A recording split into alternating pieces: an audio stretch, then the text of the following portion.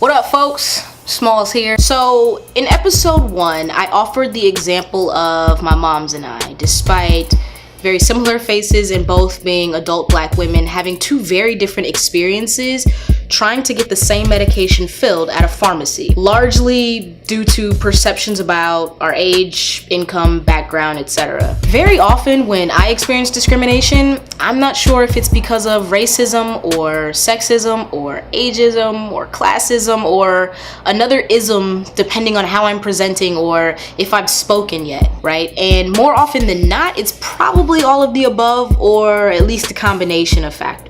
This is because I'm never just one part of my identity at a time. I don't have that privilege. I'm all of my identities at the same time. It took me a while to understand this, what it means to be black and woman at the same time, all the time, and how my experience as a black woman is different than that of a white woman's or a black man's. Basically what I'm talking about is intersectionality, which is a term coined by scholar Kimberly Crenshaw.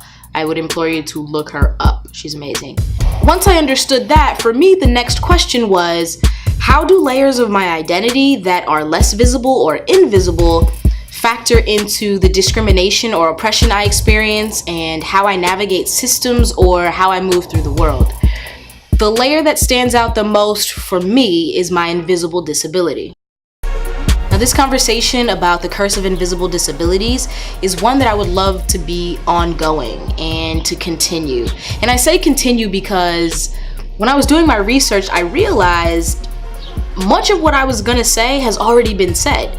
And I am a big believer in not taking up unnecessary space or echoing when amplifying would be better, more beneficial, or more efficient. There's a really dope quote that says, "Open your mouth only if what you're going to say is more beautiful than silence." And I'm pretty sure my fellow introverts see the beauty in that one too. This does not discount in any way the importance of storytelling or exchanging stories. 100 different people could experience the same thing and come away with 100 different stories to tell, all of which are valid and vital and important to hear. This is because our perspectives are different and the lenses through which we see the world are different and unique and informed by the different layers of our identity and lived experiences.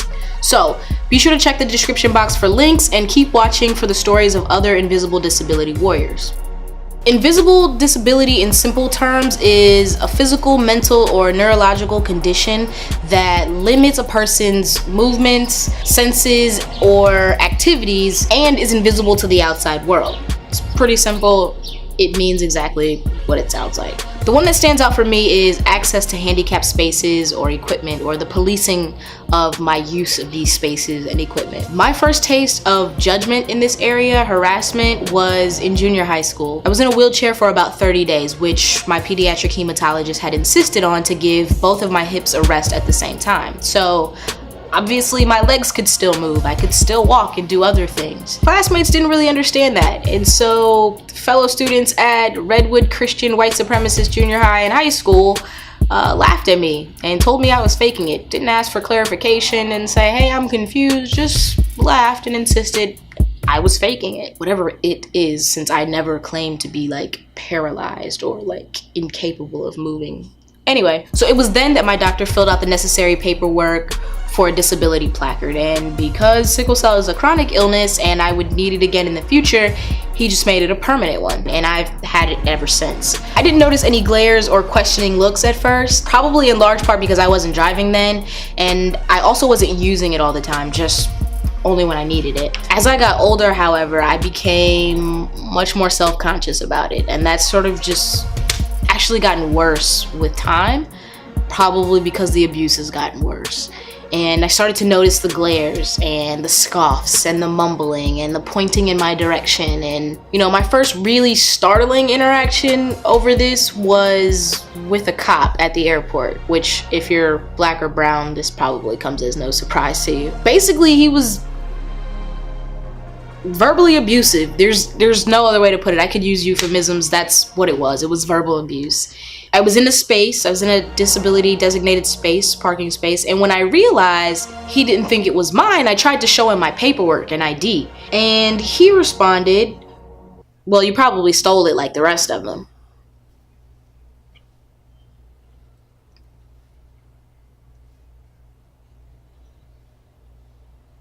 okay. I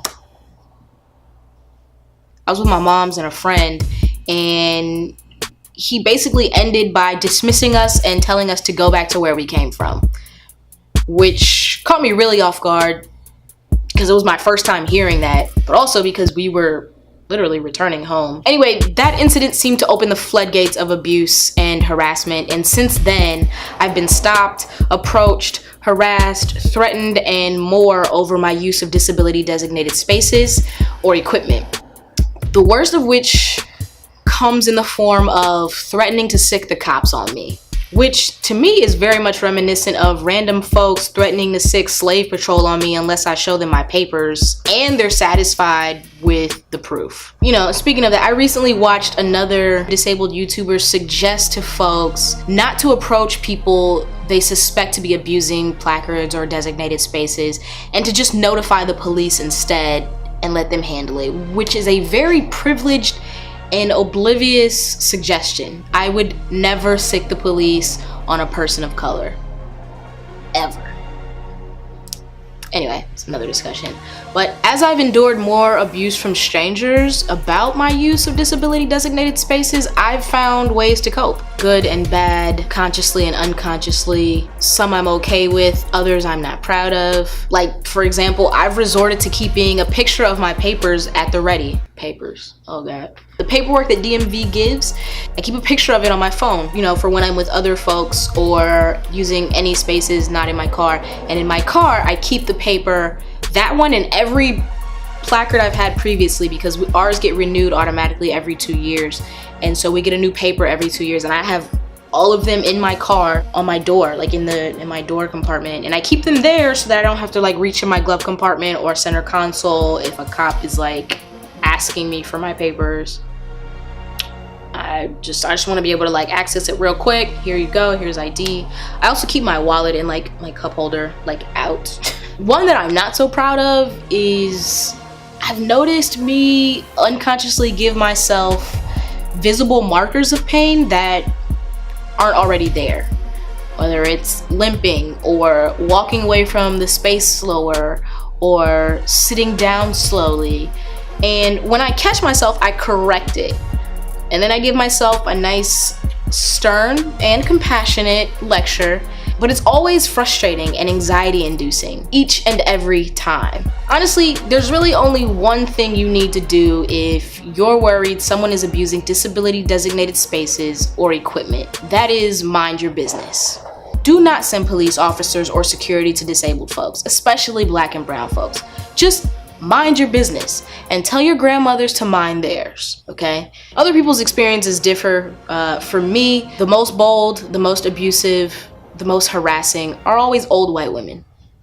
But they're always white. Every single person that has ever questioned my use of spaces or threatened me or harassed me has been a white person. Now, the policing of handicapped spaces and disability designated equipment isn't the only curse of invisible disabilities. So I asked a few other invisible disability warriors to share some of theirs. So Auntie Max, she's like a play auntie, because that's how we do it in the Black community, who is also not actually old enough to be my auntie. Well, I mean, I guess you could be any age and be an auntie, but you know, anyway. She says, you already got my biggest one, the policing of handicapped spaces. But my second one are these comments. 1, you don't look sick. 2, you were just doing XYZ yesterday. Now you're sick? That's how sickness works, guys. Anyway. And 3, I have insert completely different illness here, and I can do insert whatever you're trying to manipulate me into doing. I've heard number 1, the second 2 and 3. Y'all gotta do better. So Sid says, oh my God, the unsolicited advice from well people, or well people using my illness to shield their products. No, Christy, I'm not interested in snorting cinnamon. Believe it or not, Dan, working up a sweat is not going to suddenly cure me. I'm sure those weird detox teas are wonderful, Karen, but unless you're gonna give them to me for free, I'm not interested in trying them. Shamanica Wiggins says, I hate that we don't look sick, because when we do utilize things such as handicap spots or handy carts in stores, we're looked at sideways. I've had people to tell me to get out of that cart playing, and I give them a quick sickle cell rundown. Then they're looking stupid and saying the famous, "I'm so sorry to hear that." That's always weird when people say that. Stop saying that. Stop apologizing when you hear somebody has a chronic illness. Just, it's not a comforting sentiment. Just like, don't do it, okay? Don't do it. She also goes on to say, everything is questioned or doubted. You can't possibly be that tired. You're too young for your back to hurt. You sure you feel bad? Because you look great. What? I have had people ask if I'm sure I'm sick, or if I'm sure I'm in pain, or if I'm sure the pain is where I just said it was. How'd that work? How? Huh, Susan? How does that work?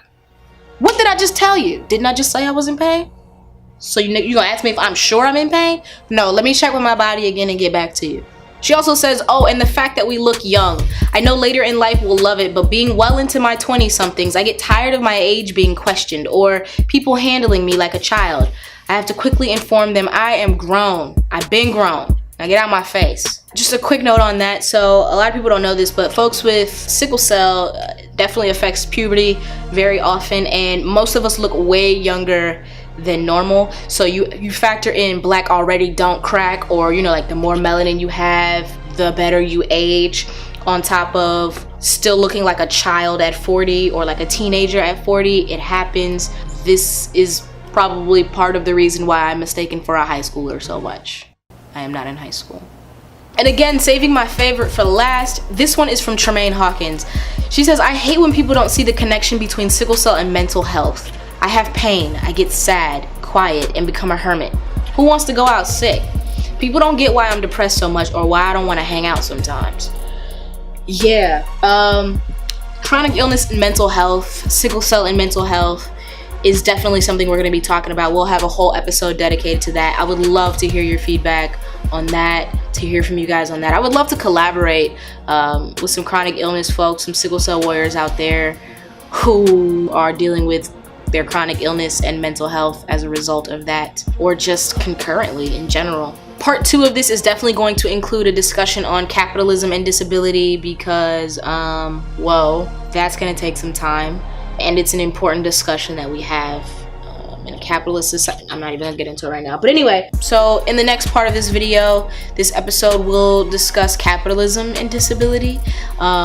Being too sick to work full-time, not sick enough for disability insurance or government assistance or whatever. Keeping a job with a chronic illness, and a whole lot more. Give me your input. I would love to hear from you all. How has the invisibility of your chronic illness or disability affected you? Specifically, other folks not being able to see it. Whether it's doctors relying on lab work to assess your pain. Doctors, please stop doing that. Don't do that. My hemoglobin cannot tell you how much pain I am in.